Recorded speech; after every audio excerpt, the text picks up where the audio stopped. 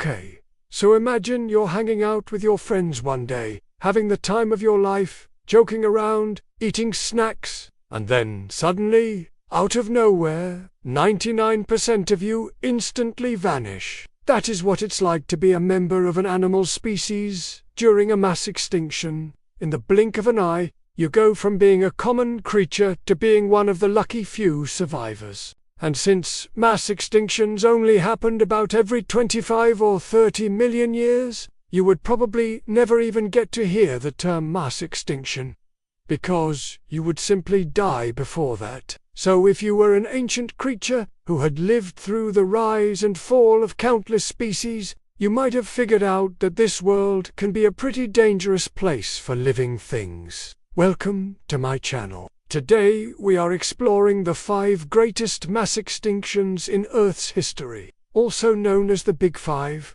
These apocalyptic events each wiped out roughly 75% of Earth's species, and at least 4 of them occurred without a massive asteroid slamming into the planet. Instead, they were caused by gradual and subtle changes to the environment that slowly pushed Earth's biosphere towards the edge of collapse. So let's get ready to dive deep into Earth's most terrifying near-death experiences. Starting off, we have the Ordovician Silurian extinction, which took place about 444 million years ago. Back in the Paleozoic era, the Ordovician period was named after the Welsh people, and the Silurian was named after an extinct order of armored, jawless fish. So that makes this extinction technically the first major mass extinction in Earth's history. During the Ordovician, the first animals had begun to flourish in the shallow seas.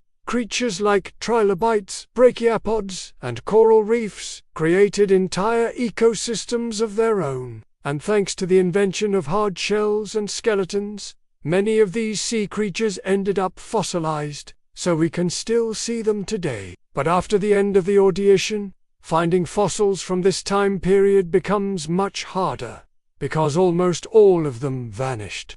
Scientists estimate that 85% of marine species were lost, along with an unknown number of terrestrial animals and plants. All told, the exact cause of the Ordovician Silurian extinction is still up for debate, but it likely resulted from a combination of climatic shifts, changing sea levels, and maybe even the formation of the first mountain ranges, the Taconic. Whatever the case, during the following Silurian period, Earth's oceans would never be the same. Most of the organisms that had been there right from the beginning were gone, and even though new life quickly filled their empty shells, the old ways of life were never restored. Moving forward over 70 million years, we reach the late Devonian extinction, which took place around 375 million years ago. By the time the Devonian period rolled around, fish were king, and they came in a huge variety of shapes and sizes.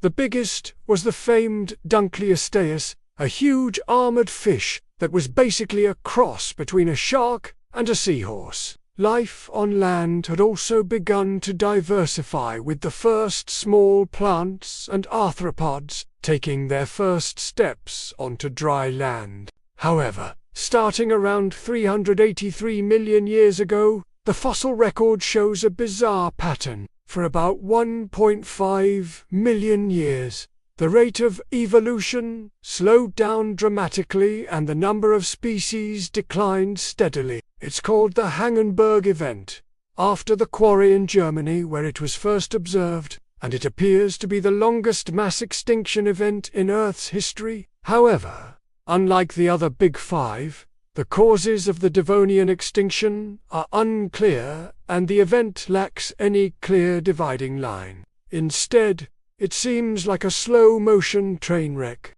We do know that volcanic eruptions, low oxygen levels in the oceans, the colonization of land by plants, and the evolution of predators could have all played a part in gradually pushing life toward its breaking point.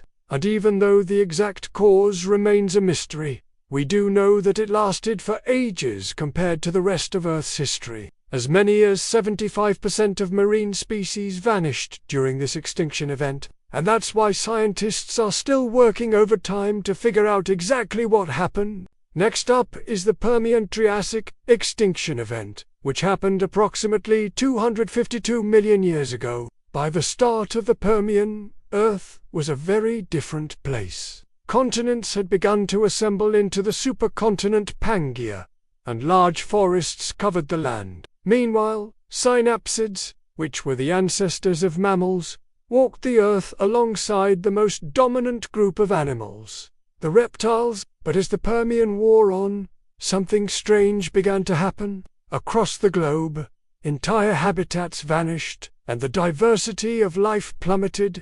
The reason for this mass extinction, which is also called the Great Dying, is tied to the breakup of Pangaea. You see, as the supercontinent cracked apart, huge amounts of carbon dioxide were released into the atmosphere, triggering rapid global warming. At the same time, enormous amounts of sea reacted with seawater to form carbonic acid, causing the oceans to become more acidic. Together, these factors led to a series of dead zones, areas of water without enough oxygen to support life. Marine critters who couldn't move to shallower water died off in droves. On land, forests withered away under scorching skies, and massive volcanic eruptions rained down ash and fire. In fact, scientists believe that the Siberian Traps, a province of flood basalts in western Siberia, were the main culprit behind this extinction event. Over a span of about 1 million years, the traps spewed 3 million cubic kilometers of lava and noxious gases, killing off 96% of marine species and 70% of land vertebrate species.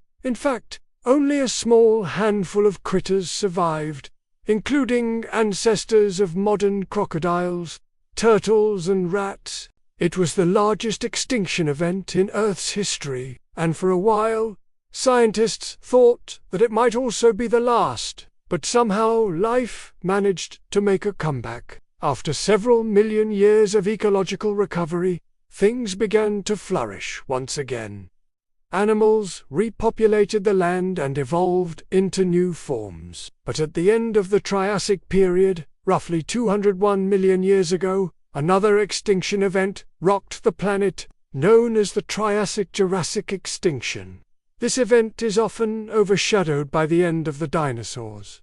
But it was just as important. You see, it paved the way for the rise of the dinosaurs. Once again, the Triassic-Jurassic extinction was caused by massive volcanic activity. As the supercontinent Pangaea broke apart, huge plumes of magma erupted from deep within the crust, sending temperatures soaring and carbon dioxide levels. And just like in the Permian, the oceans became more acidic and massive dead zones formed. This time, however, the real losers were the therapsids, which were the mammal-like reptiles that had dominated the Triassic. About 80% of species went extinct, making room for the dinosaurs to shine. Finally, we reach the Cretaceous-Paleogene extinction, otherwise known as the end of the dinosaurs, which took place around 66 million years ago. By the Cretaceous period, Earth's biosphere was thriving.